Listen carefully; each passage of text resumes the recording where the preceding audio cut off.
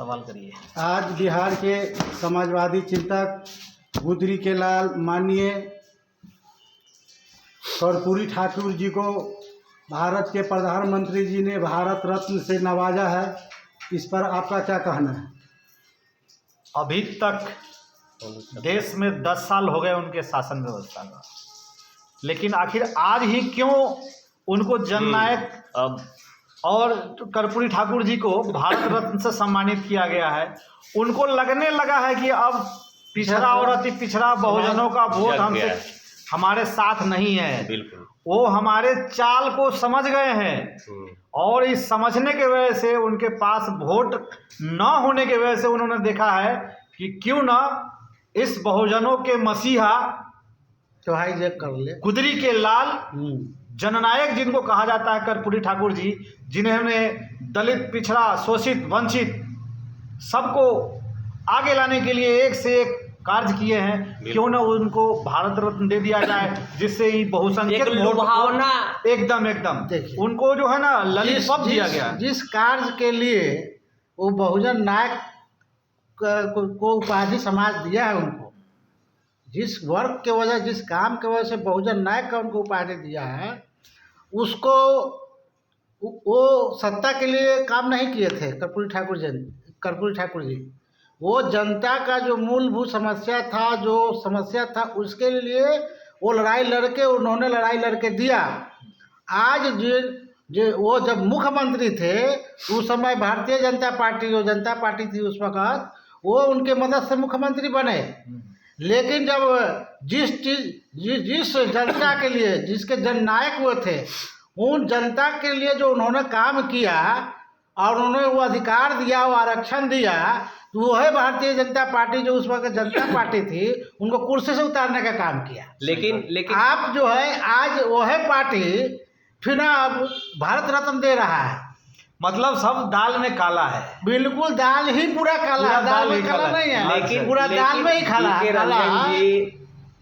जब समाज को देने के बारी आता है, जब देने के लिए आदमी कुर्सी पर आता है, तो आप टांग खींच लेते हो। अच्छा, तो ऐसे मौके पर ये जो बीजेपी जो भारत रत्न के से जो नवाजा है, तो ऐसे में बहुजनों को क्या सोचना चाहिए और कैसे ऐसे सेंसिटिव मोड में किस तरह से काम करना चाहिए? लेकिन इसमें है कि फिर भी हम बधाई देना चाहते हैं, ठीक है, कि जननायक कर्पूरी ठाकुर जी को आज भारत रत्न की घोषणा हुई।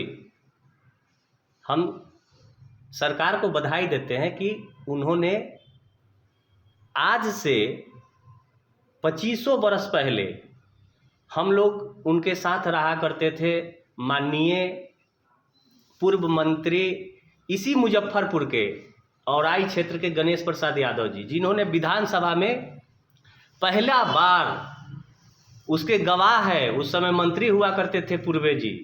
आज जगह जगह कर्पूरी ठाकुर जी की 100वीं जयंती मनी।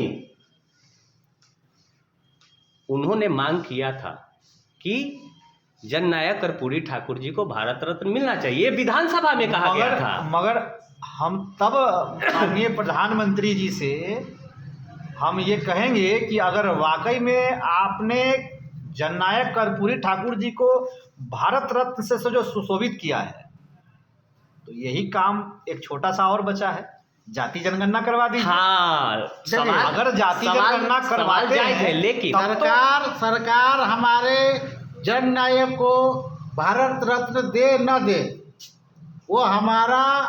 वो जननायक को पहले ही से समाज में प्रस्थापित है। ये तो आपका बाध्यता है, राजनीतिक लाभ के लिए आपने घोषणा किया है, वो तो हमारे जननायक है ही। बिल्कुल, आप दे या न दे, वो देश का रत्न है, आप दे या न दे, सरकार घोषणा करे या न करे। आज जब वो देश रत्न किस लिए है, वो जननायक किस लिए है? हमारे बहुजन जो वंचित समाज था, उनके जो अधिकार दिया, इसलिए वो जननायक है। आप जब अधिकार दे रहे थे, आप तो एक उस वक्त कर्पूरी ठाकुर जी का टांग खींचे, और फिर जब चुनाव आया तो फिर जो है उस वक्त भी आप तो हमेशा मदद करते हैं लाभ के लिए और सत्ता के लिए, कर्पूरी ठाकुर जी कभी सत्ता और लाभ के लिए राजनीति नहीं किए, वो समाज के लिए किए। नरेश और भैया- आप जो कर रहे हैं समाज के लिए नहीं कर रहे हैं, सिर्फ सत्ता के लिए कर रहे हैं। और ये आपका सत्ता बहुजनों के खिलाफ होता है। आपका सत्ता जब भी आता है तो बहुजन का सत्यानाश करता है। नरेश भैया- इसीलिए आपके झांसे में ये बहुजन समाज आने वाला नहीं है। नहीं। आप रत्न दे भी तो भी, न दे भी तो भी, मतलब हमारा बहुजन समाज का मतलब रत्न है तो है। ये आपके कहने का मतलब आपके दर्शकों को ये कहना चाह बिल्कुल। रहे हैं कि भारत रत्न दे करके जो आप बहुजनों का वोट अपने तरफ लेना चाह वो रहे मिलने हैं उलने वाला नहीं है, वो संभव झांसा नहीं में है। बहुजन वो समाज तभी आने वाला मिलेगा, नहीं है। बहुजन अपना वोट आपको तब देगा जब आप देश में जाति आधारित जनगणना कराइए। करने की घोषणा कर दीजिएगा। और जाति आधारित जनगणना अभी है आपके पास समय, आप 1 महीने में करा दीजिए। बिल्कुल। और अच्छा, जननायक कर्पूरी ठाकुर जी के सपना पूरा हो जाएगा। कर्पूरी ठाकुर जी जो पिछड़ा समाज था उसमें भी पिछड़ा अति पिछड़ा उन्होंने किया, उन्होंने समझा और वर्गीकरण किया। जी। तो आप देश में जाति जनगणना कराइए ना। कराइए। आप तो कहते हैं कि हम वर्गीकरण करेंगे, कुछ लोगों ने तो कहा- जाति जनगणना हाँ, करवाइए और ये- जाति जनगणना करा के आप वो आंकड़ा लीजिए, आप वर्गीकरण कीजिए पिछड़ों का। इसी हाँ। जहां ऑफिस में हम लोग बैठे हुए हैं, इसी जनहित अभियान का देन है कि इस बिहार में गणना हुई है। बिल्कुल। और नरेश भैया इसके गवाह है और इसके कदम से कदम मिला के इन्होंने ये इतना बड़ा काम किया। लेकिन नरेश भैया ये बताइए कि कर्पूरी ठाकुर जी कभी हम लोगों ने पढ़ा और सुना भी है कि वो अपने बेटा रामनाथ ठाकुर जी को टिकट की जब बात आई तो उन्होंने वहाँ उस मीटिंग से उठकर चले गए। लेकिन आज देश में या राज्यों में जो क्षेत्रीय दल है या मतलब जो राष्ट्रीय पार्टी है, कोई भी बीजेपी, कांग्रेस, मतलब क्षेत्रीय दल में सब, जदयू, आरजेडी, चाहे वो झारखंड में मुक्ति मोर्चा, चाहे वो पटनायक जी की हो, हरियाणा हो, चाहे मतलब देश में कहीं भी कोई भी पार्टी ये परिवारवाद से नहीं उठ रही है और समाजवाद खत्म होते जा रही है। बिल्कुल। इस पर देखिए, आप बड़े भाइयों लोग का क्या कहना है? देखिए, अब बाबा साहब अम्बेडकर जी, उन्होंने समाज के लिए, उनके कई पुत्र मर गए, उनका पारिवारिक स्थिति जो था बहुत दयनीय था, लेकिन उन्होंने परिवार का समझिए एक तरह से बलिदान त्याग कर दिया समाज के लिए। और आपके कर्पूरी ठाकुर जी, उन्होंने भी कभी अपने परिवार सब के लिए कुछ नहीं किया। वो झोपड़ी में थे, मुख्यमंत्री थे तो भी झोपड़ी में थे, मुख्यमंत्री से पहले भी झोपड़ी में थे। वो समाज का लड़ाई लड़ने वाला अपना परिवार को नहीं देखता है। जो लोग अपने परिवार को स्थापित करने में लगे हुए हैं, वास्तव में वो राजनीतिक दुकान लोग चला रहा है। मतलब private limited company, private company चला रहा है, उससे बहुजन समाज के कल्याण होने वाला कुछ नहीं। बोलना चाहते और हैं। समाज के नाम पर सिर्फ अपना दुकान खोले हुए लोग हैं, जिससे ये बहुजन समाज का कल्याण संभव इन नहीं है। दुकानदारों से हम कहना चाहते हैं बिल्कुल कि भाई अपनी दुकान का जो है हिसाब किताब लगाइए, क्योंकि आप जो दुकानदारी समाज के बीच में ले कर रहे हैं, टिकट बेचने का काम कर रहे हैं और असली लीडर को आने नहीं दे रहे हैं, वास्तविक समाज से भी लोगों को पीछे धकेलने का जो काम कर रहे हैं, इसका खामियाजा तो आने वाला इसका पीढ़ी खामियाजा आपको भी मिलने वाला है। ये बात आप ध्यान रखिएगा। ये तैयार हो रहा है, ये लीडरशिप का विस्फोट हो रहा है। आने वाला समय में कौन कहाँ रहेगा ये पता नहीं। देखिए, आपका जो ये स्वर्ण समाज जो है, स्वर्ण समाज आखिर लालू परिवार पर क्या आरोप लगाता है? अनपढ़ को मुख्यमंत्री बना दिया, 9वीं पास बेटा को मुख्यमंत्री बना रहा है, चारा घोटाला हो गया है, ये हो गया। ये जो स्वर्ण समाज आप आरोप लगा रहा है, तो हम उसके आरोप की चिंता नहीं करते हैं। मेरा नेता अनपढ़ गंवार और उठा टिप चलेगा। आप इतिहास देखिए अकबर के शासन का, अकबर भी अनपढ़ था, हाँ, लेकिन उससे अच्छा शासन किसी नहीं चलाया। क्यों चलाया? उसके पास 9 रत्न थे। 9 रत्न थे। आप वो समाज देश में, उसके राज में जो 9 रत्न थे, जो ज्ञानी पंडित लोग थे, जो समाज के समझ रखते थे, वैसे लोगों का वो अपने मंत्रिमंडल में रखते थे, सलाहकार में रखते थे, उनका साथ सहयोग लेते थे और उनके राय से शासन व्यवस्था को चलाते थे। तभी तो उनका व्यवस्था चला। आज क्या है?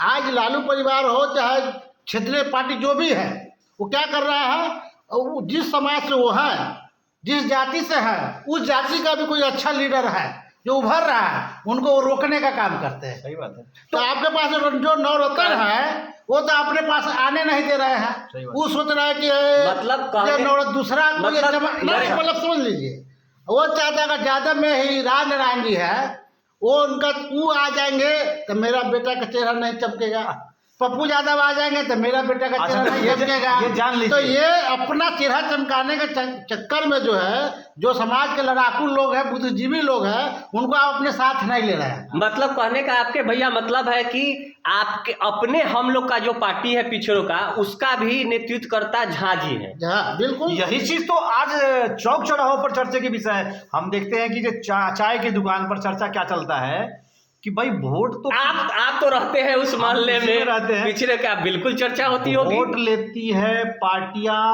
पिछड़ों के नाम पर, काम करते जादव के नाम पर, बिल्कुल। मल्लाह के नाम पर, इस तरह से तमाम पिछड़े और अति पिछड़े के नाम पर आज आप देखिए ले लेते जो हैं। क्षेत्र- और जब जीत करके जाती है पार्टियां तो राज्यसभा में उनको भेजती है जिसके तरफ से कोई वोट ही नहीं आता है। ये देखिए चर्चा कैसे हो गया? आज देखिए बिहार में जो है राजद पार्टी जो है पिछड़ों का सबसे मजबूत पार्टी है। सही बात है। लेकिन अन्य पिछड़ों जाति में कई लोग पार्टी बना लिए हैं और उनको मान्यता भी है समाज में, जो जीतनराम मांझी है, उपेंद्र कुशवाहा है, मुकेश सहनी है, इस तरह क्षेत्रीय पार्टी कई पार्टी बन गया। आज भी बिल्कुल सुनिए मेरे बात को, कई पार्टी बन गया, लेकिन जो मुख्य जो पार्टी है वो राजद है।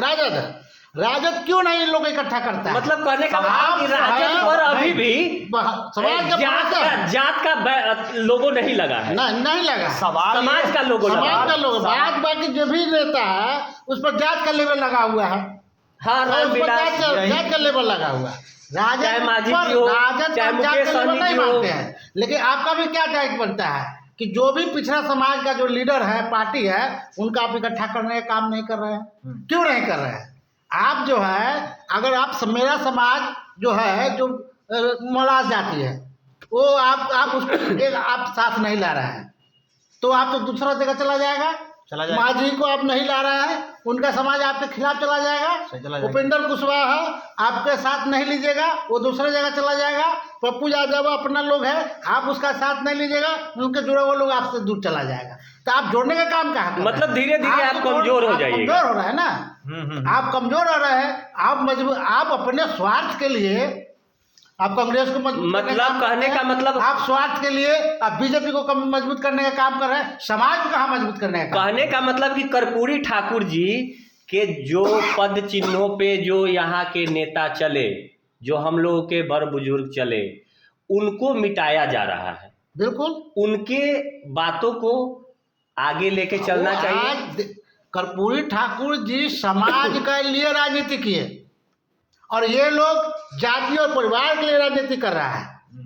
तो जब तक जाति और परिवार के लिए राजनीति कीजिएगा तब तक आप जननायक कभी नहीं बन पाएंगे। तो जननायक बनने के लिए जाति और परिवार को त्याग करना पड़ेगा, तो समाज को जोड़ना पड़ेगा।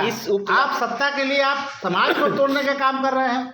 तो जब तक समाज नहीं जोड़िएगा आपके पास सत्ता नहीं आएगा, आप सत्ता का हिस्सा बन के रह जाएंगे। यही होने वाला है। इस देश में हो जाति जनगणना, इस मुहिम को लेकर हम लोगों ने 29 जुलाई से जो कार्यक्रम चल रहा है वैशाली संसदीय क्षेत्र में, वो 6ठा चरण फिर से स्टार्ट होगा। 2-4-5 दिनों में घोषणा होगी।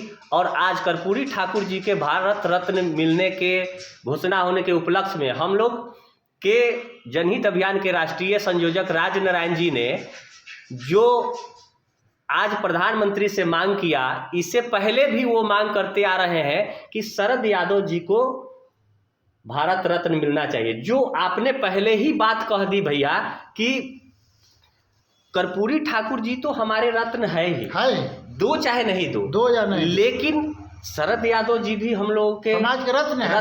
उनको भी मिलना चाहिए ना। बिल्कुल, उनको भी मिलना चाहिए। भारत रत्न से उनको भी सम्मानित करना चाहिए। अगर माननीय प्रधानमंत्री जी इस वीडियो को अगर देख रहे हैं या उनके कोई भी सलाहकार देख रहे हैं, तो कम से कम उनको ये आना चाहिए कि भाई शरद यादव जी जो है ये न जाने कितने मुख्यमंत्री बनाए हैं, न जाने कितने एमपी और एमएलए बनाए हैं, हम तो समाज की लड़ाई समाज की लड़ाई लड़ाए हैं। तो उन वैसे नायक हमारे जो है जननायक वो भी तो है हमारे, बिल्कुल बिल्कुल। वैसे जननायक को भी जो है हम देश अभी में चलना तक चाहिए। बिहार में जब से होश संभाले 3 मुख्यमंत्री देखे और तीनों शरद यादव जी के बनाए हुए लोग हैं। इससे पहले हम मुख्यमंत्री हम अपने होशो हवास में नहीं देखे थे।